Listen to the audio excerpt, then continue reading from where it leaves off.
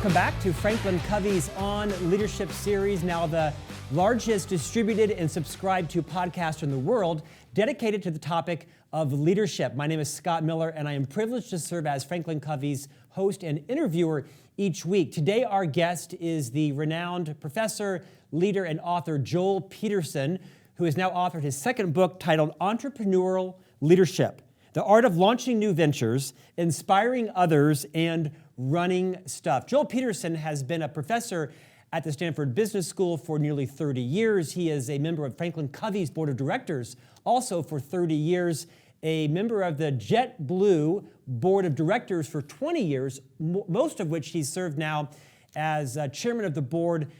Joel Peterson, welcome to On Leadership. Nice to be with you, Scott.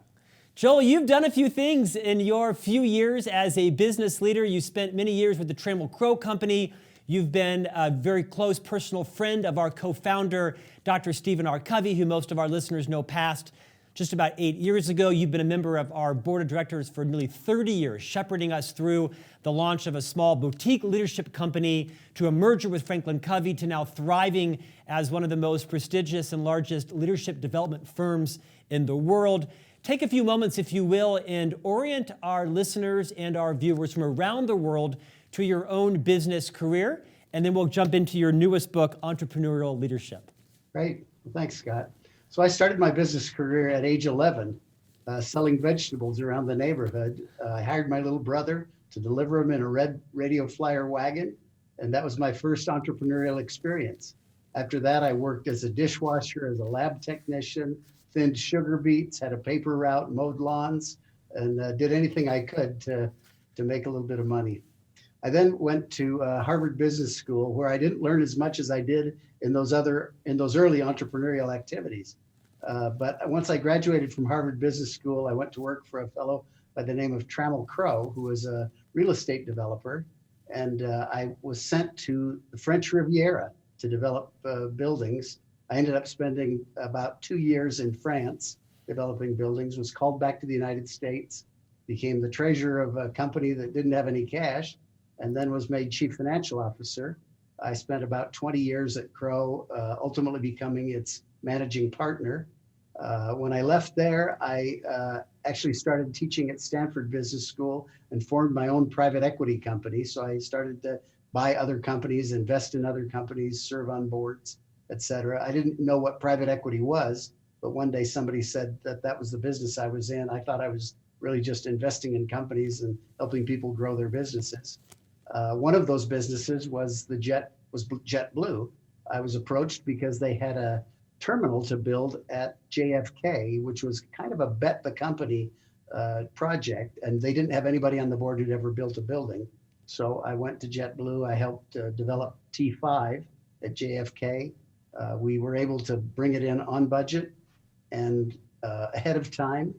And at some point, I became the chairman of JetBlue and served there for 12 years. I'll be retiring as chair this May, so in another month, I'll no longer be chairman of JetBlue.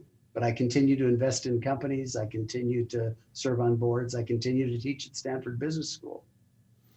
Joel, it's a indisputably impressive career trajectory. Did you ever have the calling of public service, perhaps to run for public office, or take all that you'd learned and really your passion around serving your community and your country and think about perhaps running for office? Ever cross your mind?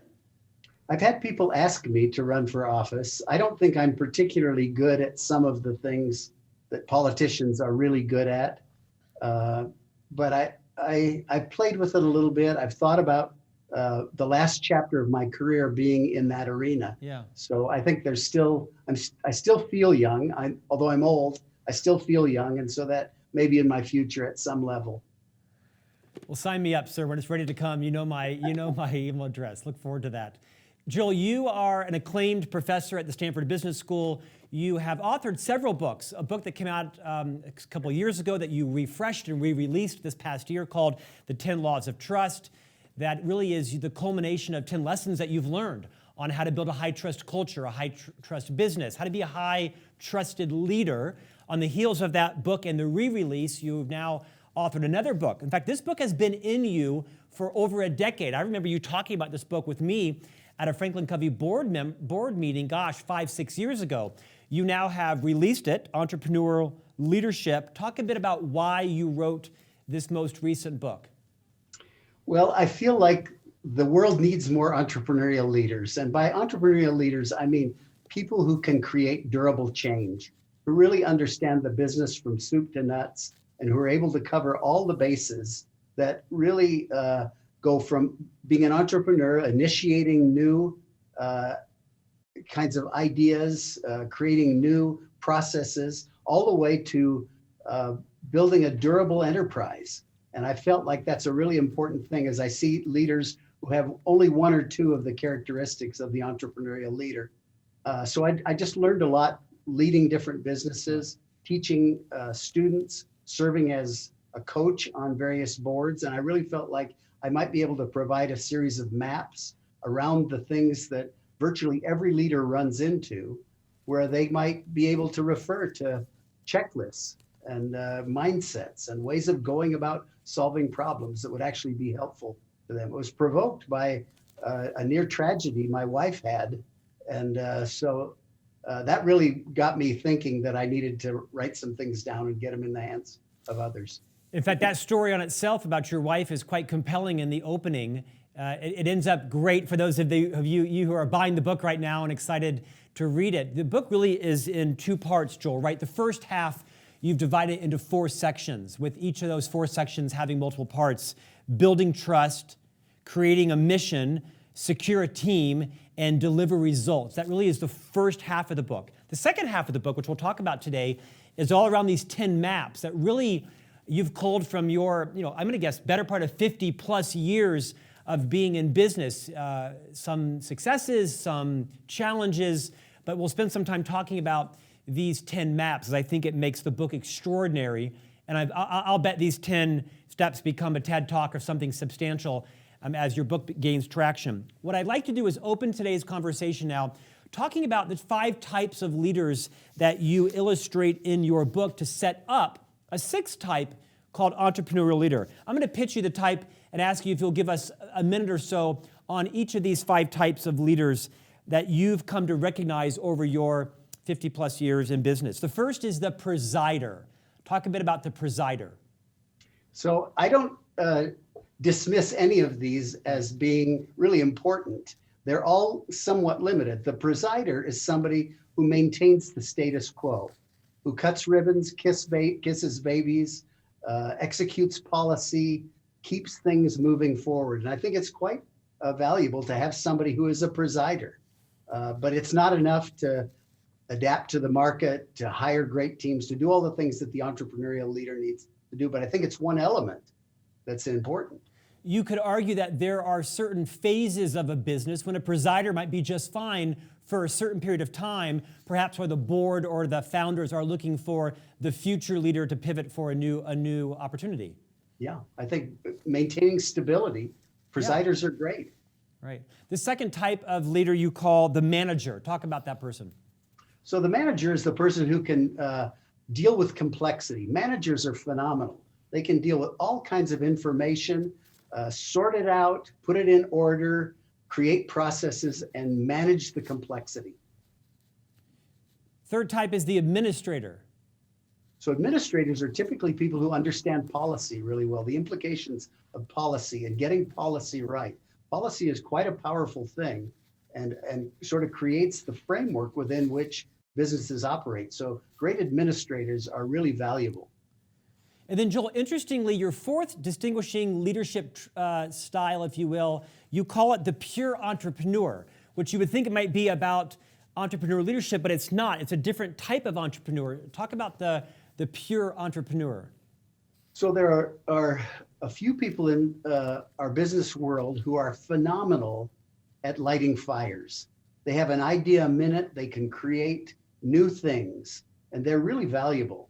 But many of them have a hard time keeping the fire burning and turning it into something that is durable, where they can bring teams on, where they bring their successor on. There's actually a thing called the founder's trap, where founders start the company, and then the trap is they can't take it to the next level. So the pure entrepreneur is an innovator, a fire lighter.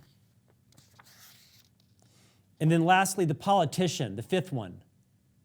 Yeah, so politicians understand power, and they're really good at sort of rewarding friends, punishing enemies, getting things done through compromise. So I think while politicians have sort of a low rating in today's society among many people, they actually play quite a valuable safety valve role. And the same thing with leaders in organizations. There are some people who just understand the politics of an organization, and they're able to move things through that would otherwise get gummed up.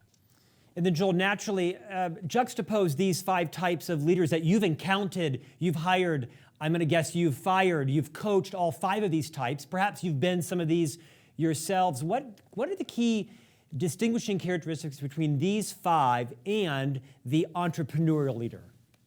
Well, I think the entrepreneurial leader understands that all 5 are necessary, that all 5 types are necessary. They don't necessarily have to be all 5 of them, but they have to bring onto their team and empower somebody who can do each of those 5 elements, because you don't have complete leadership without all 5 being present. I use the term the 5-tool player, which people who know baseball are very aware that the 5-tool player can run, throw, hit for power, hit for average, and field. They have to be able to do all 5 of those, and there are not many players in the major leagues even who are great 5-tool players. But when you have somebody who's a 5-tool player, they become an all-star, they become a Hall of Famer.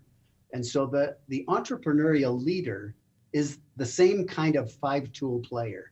They don't necessarily have to be able to do all of them themselves, like a baseball player does, but they have to appreciate them, bring people on who can do them, empower them, celebrate them, and create a whole.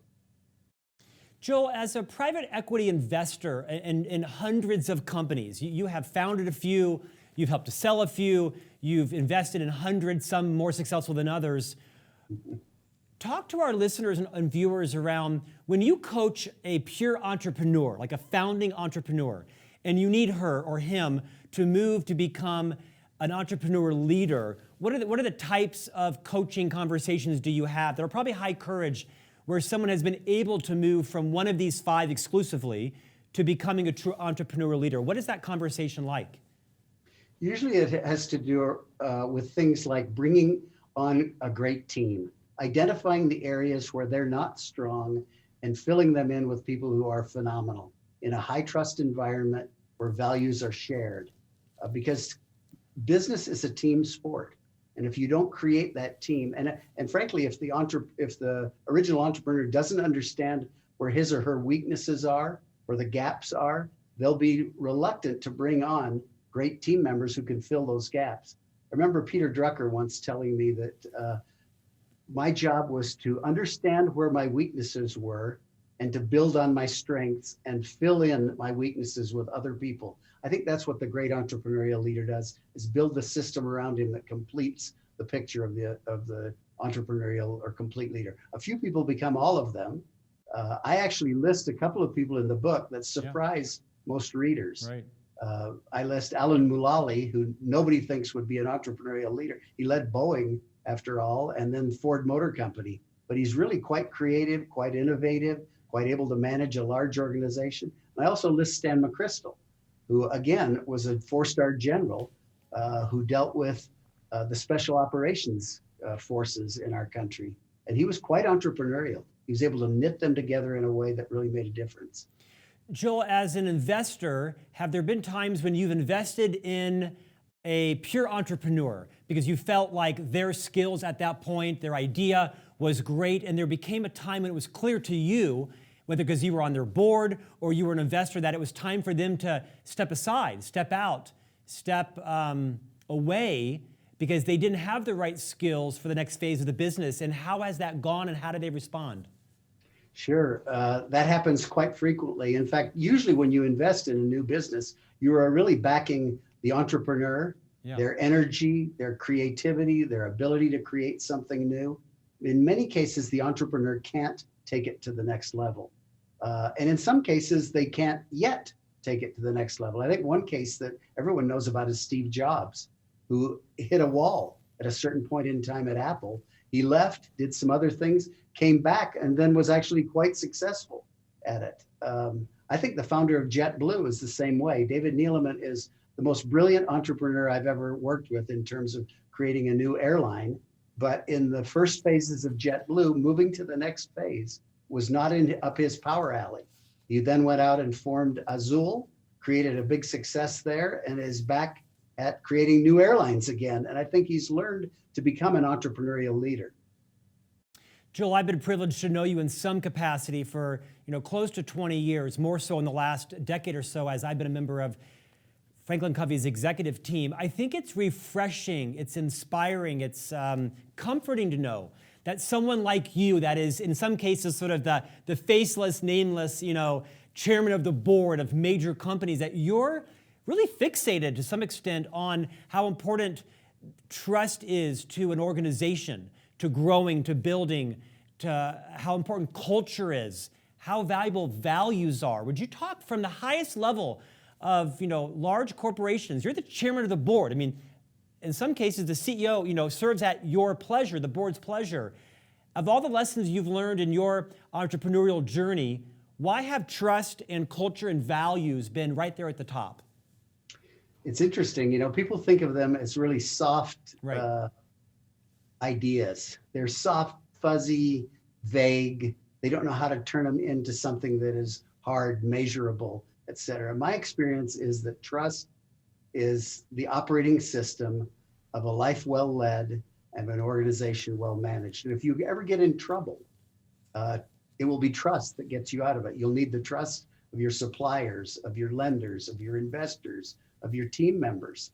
And that will be what sees you through the hard times. People can get through times that are going well, maybe with a lower level of trust. They can just use power. So I think organizations tend to be either driven by power, control. Somebody can either reward or punish you, and they can get things done through that, or they're driven by trust and a sense of duty and shared values. The latter is far more powerful, far more durable, far more able to see you through tough times than the pure power equation.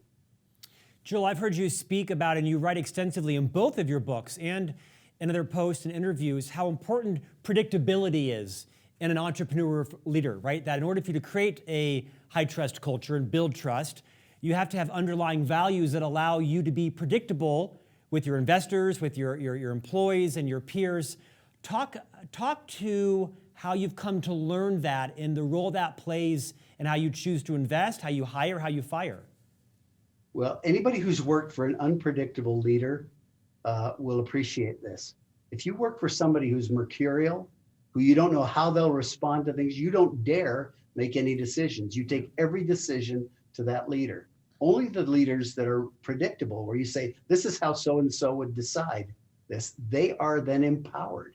They can then go out and make decisions confident that the leader will respect it and support it and be behind whatever they do. So I think the idea of having a high trust relationship with your subordinates, with your team members, is really one of being absolutely predictable. Your promise is your brand. Your word is your promise. You deliver on what you say you'll do, and therefore they can move forward. Joel, speak to the listener, the viewer, that has maybe built their brand on being somewhat unpredictable because either the culture rewards that, or it was a survival tactic, or it's what they were modeled from a previous leader. Now, it will take a self-aware listener and viewer right now to say, you know what, Joel is talking about me, not about my boss. What if you were coaching one of our listeners that had built their brand around being unpredictable? How can someone move out of that reputation and become more predictable as an asset? I think first you ask them if they realize how unpredictable they are. Yeah. A lot of people don't recognize they're unpredictable. In fact, what they like is that people come to them for all decisions. And I always tell those kinds of leaders, if you're making decisions that are 70-30 calls, you're missing it. You should be only making decisions that are 51-49 decisions. Your team should feel so empowered that when a call is a 70-30 call, they just go ahead and make it. And they know they'll have your support. So I think it starts with that. And a lot of things start with aha moments, with realizations, with being open to that. I think if you're not vulnerable and open to feedback and learning, the odds of you becoming an entrepreneurial high trust leader go down, and they go down significantly. Joel, you serve on several boards. You are a member of the JetBlue board for now 20 years, 12 of which I believe as the chair. In fact, you were on the board before they actually were flying any planes or even owned any planes. What stories would you share about JetBlue? And I would love if there's one of them. You in the book you share a story around how JetBlue's business model, a flywheel, was around owning a particular airplane, and they decided to branch out, and it was a scary time. What are some lessons that you would share with our subscribers and listeners around what it's like to be in an entrepreneurial organization like JetBlue? Well, we had a phenomenal entrepreneur, David Neeleman, who was a genius entrepreneur, and he had been at Southwest Airlines for 5 months. They had bought the company that David led before that. So he went there for 5 months, and he really learned from Herb Kelleher this model of having a single plane type. Herb flew Boeing 737s uniquely, and he wanted one type for all the reasons of simplicity. So David started out with Airbus A320s, and we were committed to those. And at some point in time, he decided that there were a lot of city pairs that weren't served well by the A320, and that we needed a smaller plane, a 100-seat 2x2 Embraer 190. And it was quite a decision because it was a departure from our model.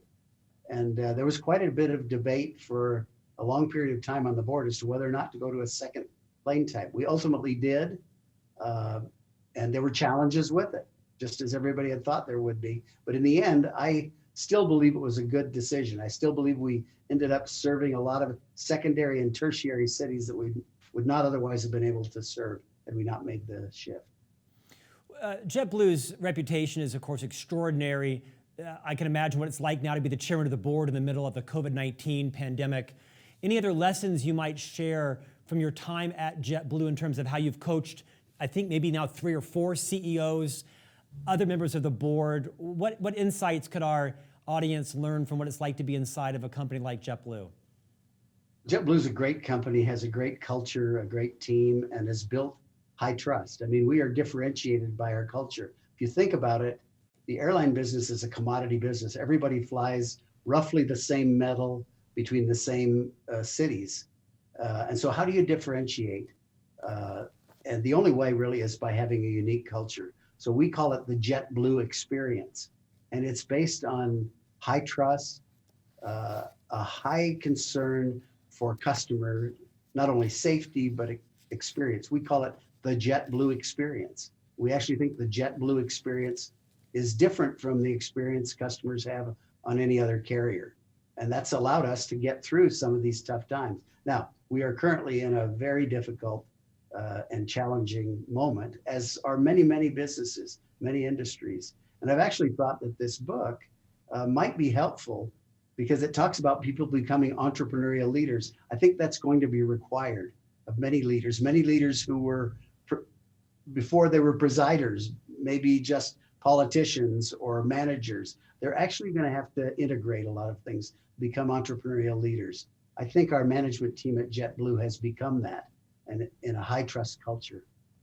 It's serendipitous, but I think the timing of your book is going to be extraordinary for leaders who are finding the world shifting, out from under them, and how do they keep going? Joel, you've been involved in a lot of successful upstarts. You were involved in Bonobos, the fairly famous, clothing company of which I'm a fan and a pretty consistent buyer of their pants and such. And you have, several different stories. You know both of the founders fairly well. I'd like you to share 2 stories, and not because they should be juxtaposed, but they're very different stories. There's one story of one of the Bonobos founders who came to you, I believe, after leaving the Bonobos organization, went off on his own, and brought to you an idea, and how you chose to move forward with it a little bit sight unseen. Walk us through that story. Well, you're talking about Brian Spaley, who's a wonderful guy and a great entrepreneur, but he left under conditions of a dispute with the other co-founder over reasonable reasons. They just didn't see the world exactly the same way. And Brian left incredibly graciously, very thoughtfully, didn't hurt the business, didn't hurt his partner, even though there was conflict. And so he started a new company called Trunk Club that he eventually sold to Nordstrom. And he came to me with the idea and he said, I'll send you a PPM, which is a private placement memorandum, which sort of is the thick document that tells you everything about the company. And I said, Brian, I don't need a PPM. I want to invest in you. I'll back you. And he said, well, you need to know more about the business. I said, I know everything I know by knowing you. And it was really an expression of confidence in him, in his character, in who he was and what he wanted to do next. I didn't need the PPM. I mean, perhaps it's counterintuitive, right? I don't imagine a lot of private equity investors invest, PPM sight unseen. But what you're reinforcing is someone's reputation, their character, their values, their trust, their predictability is a big criteria in how you choose to put your and your investors' money into their projects. I think particularly in startup ventures, in many startup cases, you really don't have market data. You don't have information on customers. You don't have a lot of things that you can underwrite. So you really are underwriting the character of the entrepreneur. You're really underwriting that person's values, their stick-to-itiveness, their hard work, their honesty. And so I don't think it's that unusual or that rare or that crazy an idea.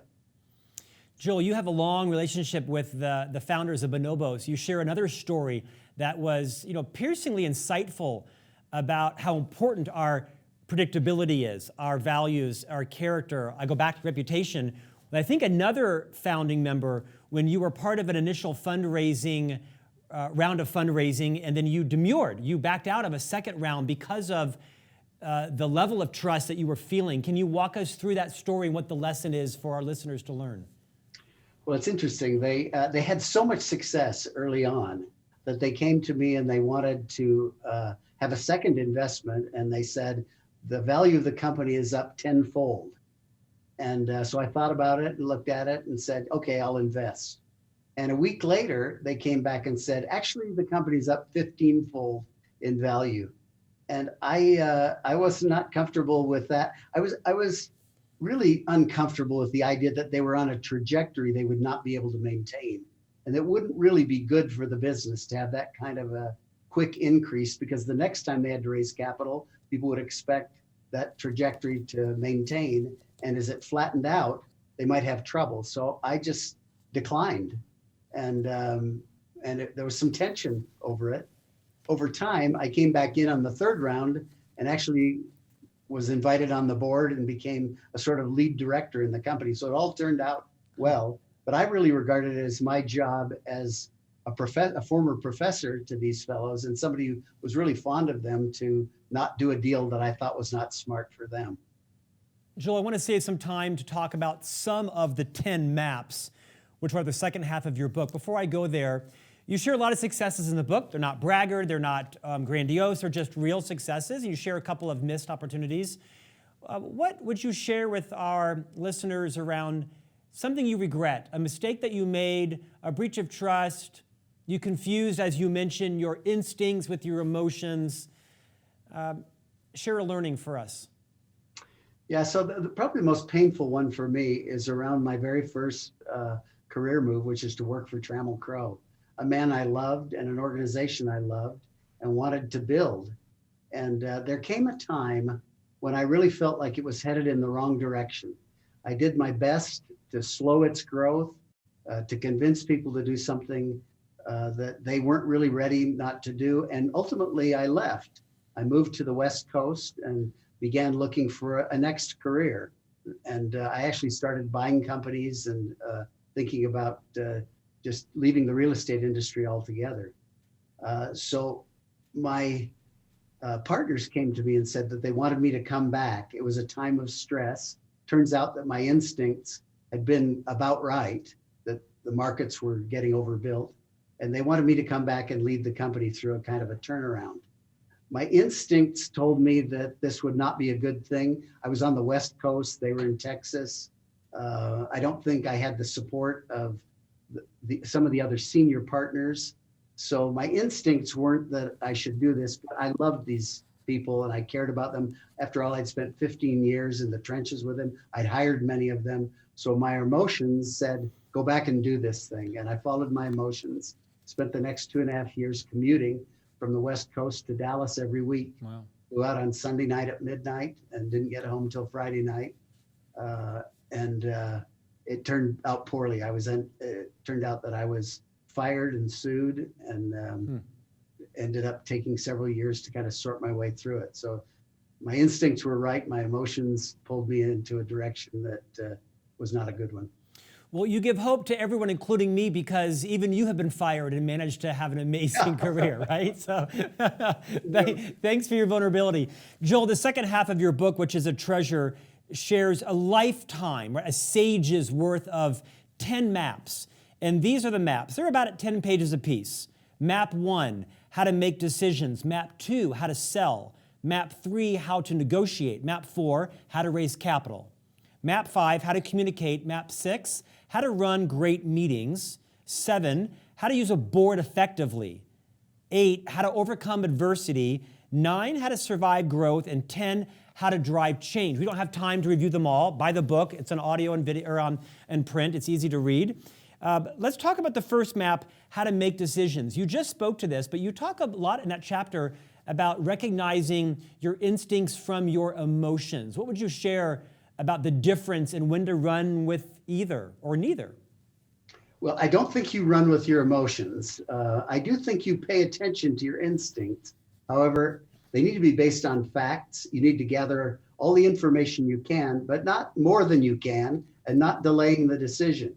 I think one of the points that I make is you do have to pull the trigger. Not to pull the trigger is to make a decision. So I think you have to gather the information, listen to your instincts. I say sleep on it.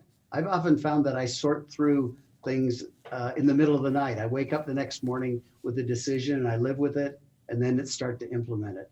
And so some of these maps, as you noted, Scott, are really just things that are mindsets, are ways to think about things, are ways to manage your emotions and your instincts in order to make good calls. Joel, your second map is titled How to Sell. You are a 30-year acclaimed, renowned professor at Stanford. You're often voted one of the favorites amongst your alumni and staff. You have a massive social media following on LinkedIn and Facebook from decades of former students that are now CEOs and entrepreneurs, some successful, others not so. You shared in the book a piece of advice that you give to many of the graduating seniors coming out of your graduate school, I guess they're not seniors, graduate students, about the importance of having a sales role. Expand on that. So if you think about it, these MBA students have just spent probably close to $250,000 learning how to do financial modeling, learning the things that consultants do. And I'm telling them to get out and sell product, which is a tough message for them. But my own belief is you learn more close to flesh and blood customers than you'll ever learn with any of these other things. Every business depends on having revenue, and the great salespeople are the great listeners. If you really think about what great salespeople do, they don't push product. They're not slinging hash, as it were. They're really listening to people and their needs. And they're understanding what works for them, and they're crafting responses. They're really solving problems. And I think the closer you can get to flesh and blood customers in your career and learn how to listen to them, the more effective you'll be as an overall leader, the more you're likely to become an entrepreneurial leader. Joel, I couldn't agree more with that. I've been in the firm here at FranklinCovey for coming into my 25th year next year. And as you know, I spent the first 15 plus years in a frontline sales role, actually selling our solutions to universities, colleges, school districts. I then moved to the corporate side, managing a sales team, and came up on the sales ranks. And I believe the reason that I ultimately became the company's first chief marketing officer was not because I was especially creative or had a big marketing background. I had some education in that. It was because I think the CEO had some confidence. I understood the business model. I understood how our customers buy and don't buy. I understood the lifeblood of the company, and that Bob could teach anybody marketing principles, right? It's hard to teach someone really why and where your customers are and why they hire you and why they fire you. I think it is invaluable advice to anybody who wants to become a senior leader. Spend some time in the sales side, because not only will you understand your money-making model, you'll have a lot of empathy for how your company treats their salespeople and putting clients at first as well. I'm guessing you've had a fair number of students resist your advice. Sure. Another thing I'd say that's related to that is whatever role you're in, you are actually in a sales role. Yes. Your sales may be internal, they may be external, but I found so I was chief financial officer for 10 years. And most of what I did was sell.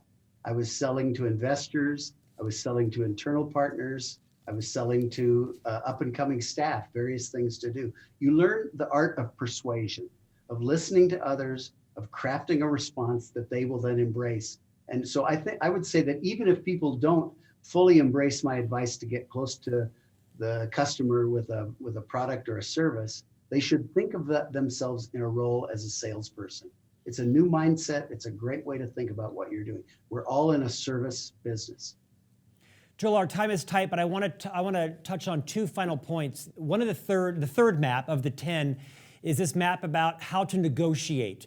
And I found that to be pretty captivating. Would you take a few minutes, and recreate the story of you and your team deliberating on purchasing the land, I think it was, in Los Angeles, and the risks and rewards of that, and what the process was? I think there's a lot of lessons to be learned. I want everybody to check in right now and listen to this story. Take your time on this.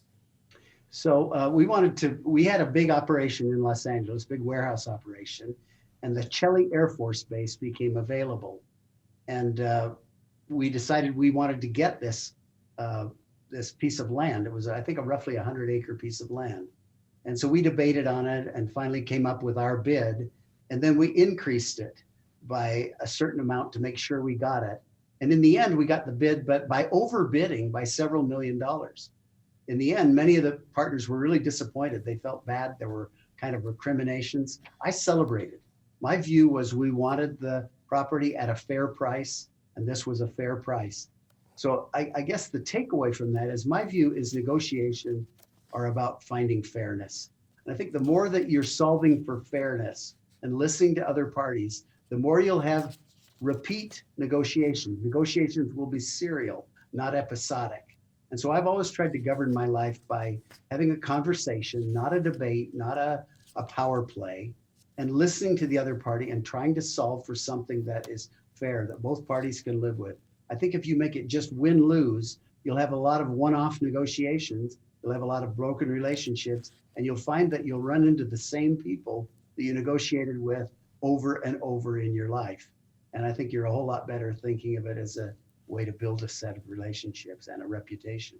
Joel, in fact, in the book, you write a couple of pages about this story because I remember correctly, the negotiating, the bidding committee under you and your team had kind of two options for you. They had one price that gave you a 75% chance of winning this raw land, and the other one was a 95% chance of winning. Of course, based on some research, but also on instincts because no one really knew.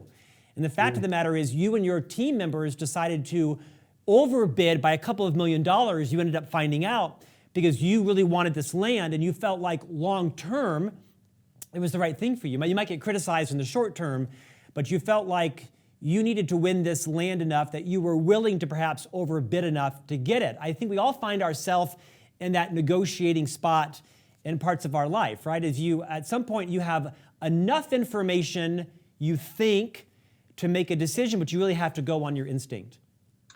Exactly, and you can't rethink it and go back and beat yourself up because you might have gotten it for something less. Yeah. I mean, it's a waste of time and energy. Move forward and celebrate that you were able to get what you wanted to get, and if it was a fair price, it's a fair price, and you'll make it work. Joel, you and your wife Diana have been married for how many years? 48 here soon. You just aged yourself. 48 years. I'm 52. You've been married for 48 years. You have how many children? We have 7 kids. And those 7 children have given you and Diana how many grandkids? I think 27. You think 27? I think there's probably a couple more in the way. Here's why I ask.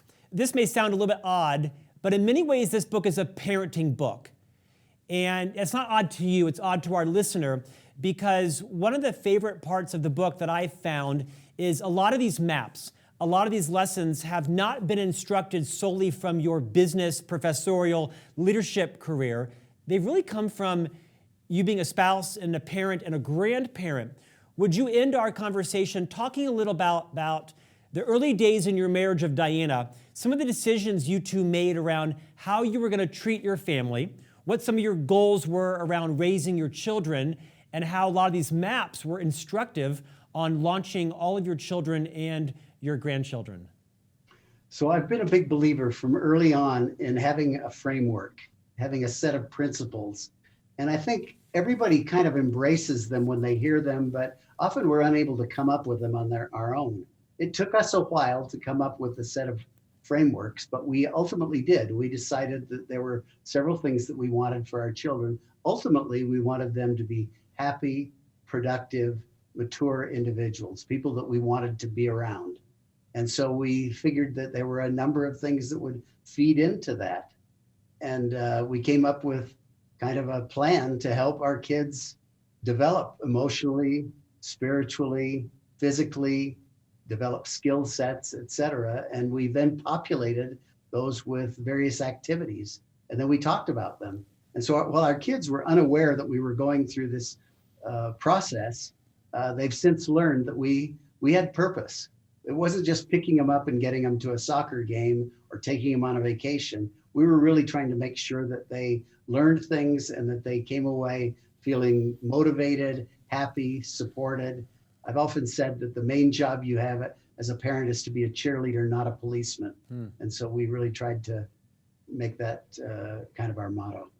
Joel, as you know, my wife Stephanie and I have 3 boys together, 5, 8, and soon to be 10.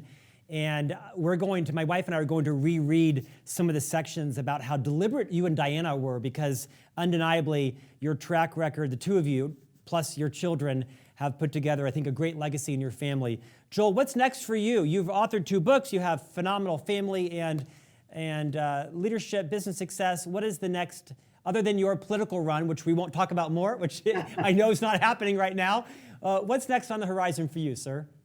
So I'm wrapping up at JetBlue. I just wrapped up this last year as chairman of the Hoover Institution, which is the think tank at on the campus at Stanford. So those are 2 big responsibilities that I'll no longer have soon, which gives me some more time. I will continue to teach. I'll continue to be involved in Peterson Partners, serving on boards. I've actually offered to take on some governmental service kinds of things. Whether or not I'll be taken up on that is yet to be seen. Yeah. And then I think I have one more book in me. I'm not sure about that latter, but I think I may. Well, I look forward to inviting you back on. I never do this, but if you're not following or connected to Joel Peterson on LinkedIn or Facebook, do so, because he has a phenomenal following. I'm kind of jealous of your social media. To that point, I want to end the interview because you talk about social media as it relates to your brand in the book, right? About building your brand and the map. You're not an avid poster, but when you post, you have phenomenal engagement. What advice would you give the entrepreneurial leader as they're looking at building their brand and communication? Where does social media play in their life and in how they communicate with others? I think your brand has really developed a conversation at a time, the delivery of a promise at a time, a meeting at a time, being consistent. And so I wouldn't worry that much about social media.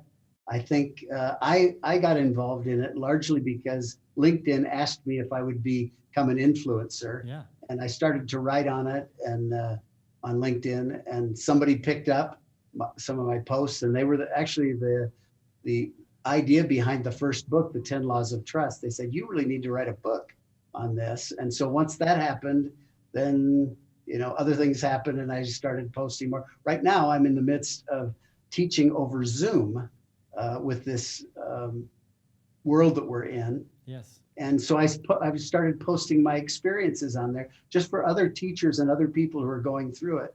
And I've found that people are really interested in it. It can actually be helpful to others.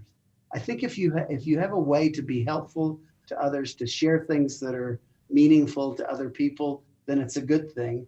I think if you're just promoting yourself, people are smart.